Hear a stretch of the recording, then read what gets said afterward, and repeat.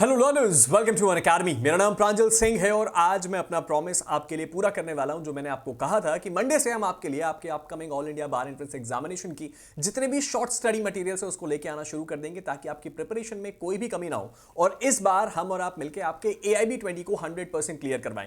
तो आज के इस पर्टिकुलर सेशन में हम उसी चीज को आगे बढ़ाते हुए आपको बताने वाले हैं सबसे इंपॉर्टेंट केस लॉस की। लेकिन सर मेरे पीछे एक कैलेंडर क्यों खुला हुआ है? क्योंकि अगर अभी तक आपको इस बात के अलार्म्स नहीं लगे हैं कि अब आपको अपनी पढ़ाई AIB के लिए शुरू देनी चाहिए तो शुरू कर लीजिए, क्योंकि शायद आपको कैलेंडर देखने की जरूरत है। वो तारीख काफी ज्यादा करीब है जिसमें आपको बैठ के अपने इस AIB के एग्जाम को लिखना है। खैर, वो सारी बातें बाद में। आज हम क्या करने वाले हैं एग्जैक्टली? आज हम एग्जैक्टली उन चंद चुनिंदा इंपॉर्टेंट केस लॉस को बड़े ही इजीली क्विक नोट्स के थ्रू पढ़ने वाले हैं, जिसका प्रिंट आउट भी आप निकाल सकते हैं। जिसका प्रिंट आउट निकालने लायक आपको डॉक्यूमेंट मिल जाएगा मेरे टेलीग्राम ग्रुप में फ्री ऑफ कॉस्ट, जिसका नाम है प्रांजल सिंह अनअकैडमी, जिसका लिंक नीचे डिस्क्रिप्शन में है। और ये जो पर्टिकुलर केस लॉ की टेबल है, इसके अंदर आपको वो सारे इंपॉर्टेंट केस लॉस मिल जाएंगे जो AIB में काफी ज्यादा रिपीट होकर पूछे जाते हैं और उसके साथ ही साथ जो मेरे एंटिसिपेशन के हिसाब से इस एग्जाम के लिए इंपॉर्टेंट है। ऐसा एक और वीडियो आएगा जिसके अंदर हम लैंडमार्क लेटेस्ट केसेस 2024 और 25 को डिस्कस करेंगे। लेकिन फिलहाल इन सारे केसेस को पढ़ के जल्द से जल्द समझते हैं और इसको खत्म करते हैं। चलिए, सबसे पहले हमारे पास आता है कॉन्स्टिट्यूशन ऑफ इंडिया। यहां पे हम जो केसेस देख रहे हैं वो कॉन्स्टिट्यूशन ऑफ इंडिया के हैं।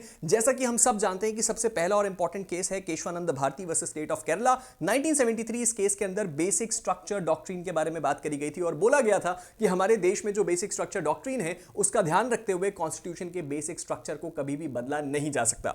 इसके बाद हमारे पास अगला केस आता है Maneka Gandhi versus union of India. इसने बेसिकली दो इंपॉर्टेंट बातें करी। सबसे पहला तो आर्टिकल 21 में उन्होंने यह बोला कि जो procedure established by law article 21 में लिखा हुआ है वो प्रोसीजर कैसा होना चाहिए? फेयर होना चाहिए, जस्ट होना चाहिए और रीजनेबल होना चाहिए और आर्बिट्ररी नहीं होना चाहिए। इसका मतलब हमारे देश में जो ड्यू प्रोसेस ऑफ लॉ है वो आर्टिकल 21 में नहीं लिखा था, लेकिन इस केस के आने के बाद से procedure established by law due process of law ही बनके रह गया। तो यह बहुत ही इंपॉर्टेंट बात है जिसको आपको ध्यान रखना है। अगला हमारे पास केस आता है इंदिरा नेहरू गांधी वर्सेस राजनारायण 1975। इस लैंडमार्क केस में क्या हुआ? इस लैंडमार्क केस में यह बोला गया कि जुडिशियल रिव्यू जो है वो हमारे देश में बेसिक स्ट्रक्चर का पार्ट है। मैं किसी भी केस का आपको बहुत ज्यादा बैकग्राउंड इसलिए नहीं बता रहा हूं वरना यह वीडियो अननेसेसरीली लंबा हो जाएगा और आपके लिए यूजफुल नहीं रहेगा।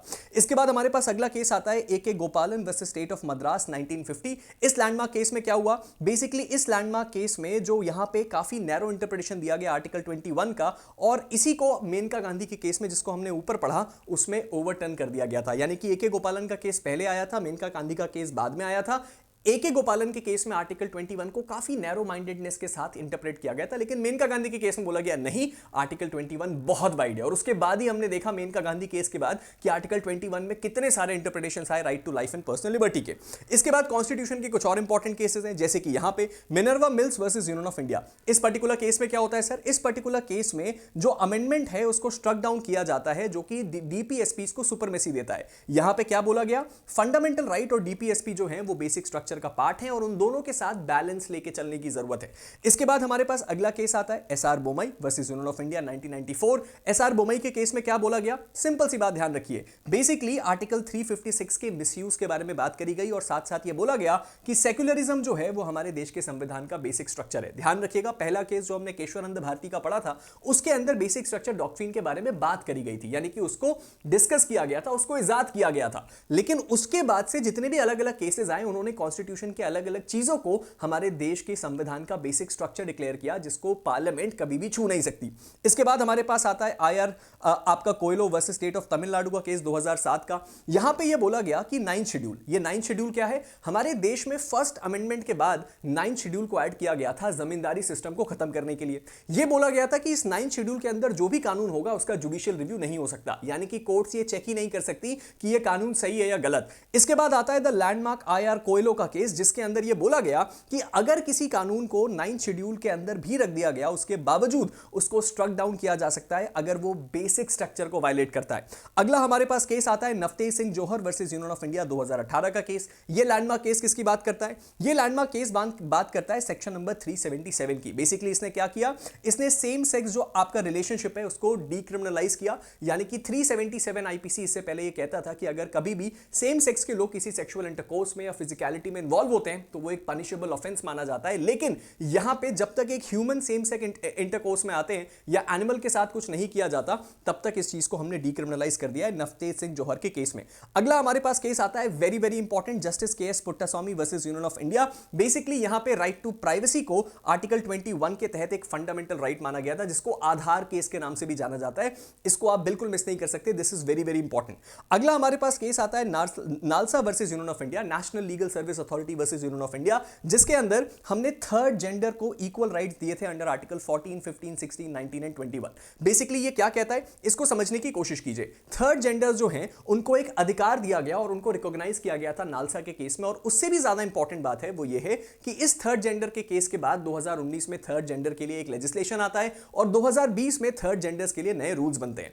इसके बाद हमारे पास आते हैं क्रिमिनल लॉ के कुछ इंपॉर्टेंट केसेस। क्रिमिनल लॉ में हमारे पास सबसे इंपॉर्टेंट केस आता है KM Nanavati versus state of Maharashtra, बहुत ही कॉमनली पूछा जाने वाला केस। इस केस के बारे में क्या जानते हैं? यह केस है जो फेमस रुस्तम मूवी है उसका, जहां पे जूरी ट्रायल्स को इस केस के बाद खत्म किया गया था और ग्रेव एंड सडन प्रोवोकेशन के बारे में इस केस में बात करी गई थी।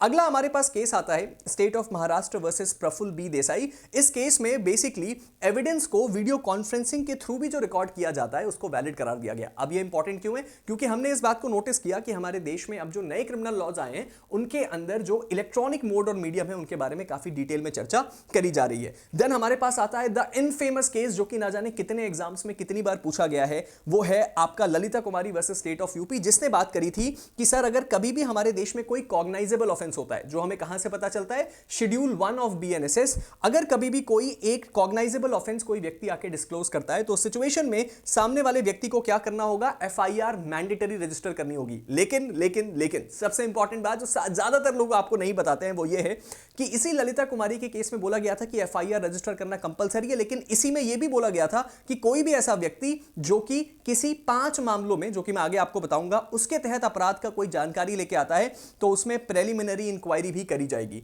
तो प्रेलिमिनरी इंक्वायरी भी ललिता कुमारी के केस में आई थी। इसके बाद आता है DK Basu versus state of West Bengal 1997। इस केस के अंदर क्या हुआ था? अरेस्ट और डिटेंशन को लेके 11 गाइडलाइंस दी गई थी, जिसके बाद क्रिमिनल लॉ अमेंडमेंट एक्ट आता है और हमारे बीएनएसएस में भी इसको आज तक इंटीग्रेट करके रखा गया है। इसके बाद हमारे पास आता है याकूब अब्दुल रजाक मेमन, जिसको आप याकूब मेमन के नाम से जानते हैं, वर्सेस स्टेट ऑफ महाराष्ट्र 2013 का लैंडमार्क केस, जहां पे ये बोला गया था कि डेथ पेनल्टी का जो प्रोसेस है वो सही है या गलत है, और बोला गया था कि भैया यहां पे जो ड्यू प्रोसेस है उसको फॉलो किया जाता है डेथ पेनल्टी के दौरान। इसके बाद हमारे पास 2 और इंपॉर्टेंट केसेस आते हैं क्रिमिनल लॉ के। सबसे पहला आता है Rameshwar versus state of Rajasthan. यहां पे सुप्रीम कोर्ट ने बात करी कि कन्विक्शन जो है कई बार रेप केसेस में केवल रेप विक्टिम की टेस्टिमनी के बेस पे किया जा सकता है, और इस सिचुएशन में यहां पे हमने देखा कि जो कोलैबोरेशन है उसकी जरूरत नहीं है। अब इस सिचुएशन में आखिरी हमारे पास केस आता है क्रिमिनल लॉ का Joseph Shine versus union of India, जहां पे 497 आईपीसी अडल्ट्री को स्ट्रक डाउन किया गया था, जिसके बारे में आप ऑलरेडी बहुत ज्यादा पढ़ चुके हैं। चलिए अब आते हैं कुछ इंपॉर्टेंट एडमिनिस्ट्रेटिव लॉ के केसेस में। सबसे पहला केस है एडमिनिस्ट्रेटिव लॉ में एडीएम जबलपुर वर्सेस शिवकांत शुक्ला। इस केस में क्या होता है? सर इमरजेंसी के दौरान सुप्रीम कोर्ट ने no right to enforce article 21 interpret कर दिया था। लेटर इसको हमने क्या किया? ओवर रूल कर दिया था, लेकिन इसको one of the darkest days of judiciary के नाम से जाना जाता है, एडीएम जबलपुर का केस, वेरी इंपॉर्टेंट। इसके बाद आता है SP Gupta versus union of India. इस केस को आप पढ़ते हैं पीआईएल के नाम से, इस केस को आप पढ़ते हैं फर्स्ट जजेस केस के नाम से। तो बेसिकली ये फर्स्ट जज केस है जिसने एक्सपैंड किया था लोकस स्टैंडाई और पीआईएल की पूरी ओवरव्यू को। देन हमारे पास आता है the infamous Hussain Ara Khatoon versus state of Bihar. चाहे सोशल मीडिया हो, चाहे यूट्यूब हो, चाहे आपका पीवाईक्यू हो, हर जगह पे इस केस का हल्ला बोले, हर कोई इस केस के बारे में बात करता है। One of the most important case laws जो मैं आज के सेशन में आपको बता रहा हूं, रिपीटेड क्वेश्चन है हुसैन आरा खातून से, जो कि क्या कहता है? स्पीडी ट्रायल और फ्री लीगल एड के बारे में बात करता है। 1979 का ये लैंडमार्क केस, और उसके साथ साथ इसको ध्यान रखिएगा कि ये इंडिया की पहली पीआईएल भी थी, हुसैन आरा खातून। इसके बाद हमारे पास आता है अगला Vishakha versus state of Rajasthan 1997। इसने protection of women from sexual offences at work place के बारे में बात करी और उसके साथ ही साथ गाइडलाइंस दी जो कि वुमेन को वर्क प्लेस में सेक्सुअल हरासमेंट से बताती हैं। ठीक है, इसी केस का जो रियल ओरिजिनेटिंग केस है उसका नाम था भनवरी देवी का केस। चलिए अब हमारे पास आता है कुछ एमसी मेहता का केस। एमसी मेहता के केस हम देख रहे हैं एनवायरमेंटल लॉ में, यानी कि हमने एडमिन लॉ को खत्म करके अब एनवायरमेंटल लॉ शुरू कर दिया है। एनवायरमेंटल लॉ में हमारे पास सबसे पहला केस आता है MC Mehta versus union of India, जिसको ओलियम गैस लीक के नाम से जाना जाता है। तो बेसिकली यहां पे बात करी गई थी सुप्रीम कोर्ट के द्वारा एब्सोल्यूट लायबिलिटी डॉक्ट्रिन की। ठीक है, इसके बाद हमारे पास अगला केस आता है Subhash Kumar versus state of Bihar 1991। इसमें यह बात करी गई थी कि जो इंडस्ट्रियल पॉल्यूशन है रिवर का वो गलत है, और यहां बोला गया था कि राइट टू वाटर जो है वो आर्टिकल 21 में राइट टू लाइफ के अंतर्गत आता है, यानी कि राइट टू एनवायरमेंट का बड़ा इंपॉर्टेंट केस लॉ। अगला हमारे पास आता है Vellore citizen welfare forum versus union of India, दो सबसे important principles of environmental law in India इसी केस में डिस्कस किए गए थे, जहां पे बात करी गई थी टैनरीज की। टैनरीज क्या होती है? जहां पे लेदर का ट्रांसप्लांट किया जाता है, जो आपका लेदर है उसको मैन्युफैक्चर किया जाता है। यहां बोला गया कि जो लेदर फैक्ट्रीज हैं वो जो वाटर डिस्चार्ज करती हैं वो गलत हैं, और दो इंपॉर्टेंट प्रिंसिपल्स जो हैं आपका पॉल्यूटर्स पे प्रिंसिपल और प्रिकॉशनरी प्रिंसिपल, इन दोनों को डिस्कस किया गया था इस लैंडमार्क केस में। देन हमारे पास आता है Indian council for enviro legal action versus union of India 1996, जहां पे पॉल्यूटर्स पे प्रिंसिपल को दोबारा ऑर्डर किया गया था। देन हमारे पास आता है आपका नर्मदा बचाओ आंदोलन का केस, जहां पे सस्टेनेबल डेवलपमेंट के बारे में बात करी गई थी, और यह बोला गया था कि जस्ट बिकॉज आर्टिकल 21 में राइट टू क्लीन एनवायरमेंट का अधिकार है, दैट डजंट मीन कि आप हमारे देश में डेवलपमेंट ही नहीं होने देंगे, डेवलपमेंट सस्टेनेबल होना चाहिए। Now at the last but not the least, आखिरी केस है rural litigation and entitlement Kendra versus state of UP, जिसके अंदर बात करी गई थी कि sir right to environment article 21 के तहत एक अहम अधिकार है, और यह पहला ऐसा केस था जिसने राइट टू एनवायरमेंट को आर्टिकल 21 के तहत एक फंडामेंटल राइट माना था। क्या हमारे पास इतने ही केस लॉ हैं? जी हां, लेकिन मैंने आपके लिए क्विक वन लाइनर्स बना लिए हैं आर्टिकल 21 के, वो इंपॉर्टेंट केस लॉज जो कि नॉर्मली कहीं कहीं एग्जाम में पूछ लिए जाते हैं, जैसे कि मिनिमम वेजेस जो होती हैं वो लोगों को मिलनी चाहिए। कौन से केस में आया था? PUDR versus union of India. Public hanging नहीं होनी चाहिए, ये हमें कहां से मिला था? एजी ऑफ इंडिया वर्सेस आपका लक्ष्मा देवी। फिर इलीगल डिटेंशन के बारे में कहां बात हुई थी? DK Basu versus West Bengal. Handcuffing के बारे में कहां बात हुई थी? प्रेम शंकर में। थर्ड जेंडर टॉर्चर नहीं किया थर्ड डिग्री टॉर्चर नहीं किया जाना चाहिए, ये बात हुई थी Kishore Singh versus state of Rajasthan में। और इसी तरीके से मैंने सारे के सारे वन लाइनर्स आपके लिए लगा के रख दिए हैं, जो कि एक अगले पेज में, जो कि आपको मेरे टेलीग्राम पे मिल जाएंगे। इस पूरे सेशन का ऑब्जेक्टिव क्या था? इस पूरे सेशन का ऑब्जेक्टिव ये था कि ये जो मैंने आपके लिए टेबल्स बनाई हैं, इसमें आपको ये पता हो कि आपको पूरे केस की इतिहास पढ़ने की जरूरत नहीं है। केस का नाम, केस का ईयर और आखिर में केस में क्या बोला गया था, केवल अगर आपको केस का फर्स्ट नेम और ईयर याद है तो ये मोर देन सफिशिएंट है आपको एआईबी में स्कोर करने के लिए। तो इस पीडीएफ को डाउनलोड करके अगर आप अपनी तैयारी को आगे बढ़ाते हैं तो आई डोंट थिंक आपको कोई प्रॉब्लम होगी। इसकी पीडीएफ अभी थोड़ी देर में मेरे टेलीग्राम पे, यानी जब तक आप इस वीडियो को देखेंगे तब तक तो आपको डेफिनेटली मिल जाएगी, और आप इसको आके अपनी प्रिपरेशन को आगे बढ़ा सकते हैं। फिलहाल इस वीडियो को एंड करते हैं क्योंकि इस वीडियो को ज्यादा लंबा नहीं कर सकते। फिलहाल अगर आप इस वक्त एक ऐसे एस्पिरेंट है जो जुडिशरी एग्जाम की तैयारी कर रहे हैं किसी भी स्टेट की, तो इस वक्त अनअकैडमी आपको फ्लैट 60% ऑफ दे रहा है हमारे सभी जुडिशरी सब्सक्रिप्शंस में, यानी कि इस वक्त हमारा इफेक्टिव प्राइस है 18,999।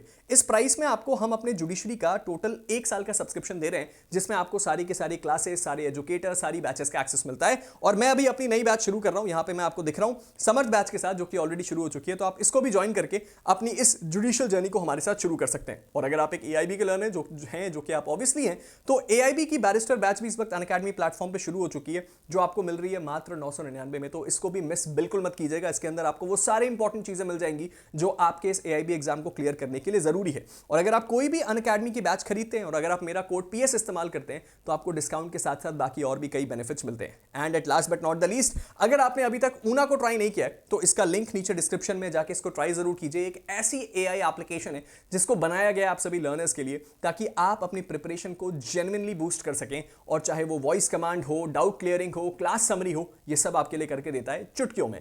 इसको भी एक्सपीरियंस करना बिल्कुल मत भूलिएगा। मिलते हैं आप सभी के साथ एक नई वीडियो में, तब तक के लिए stay motivated and keep learning. Thank you.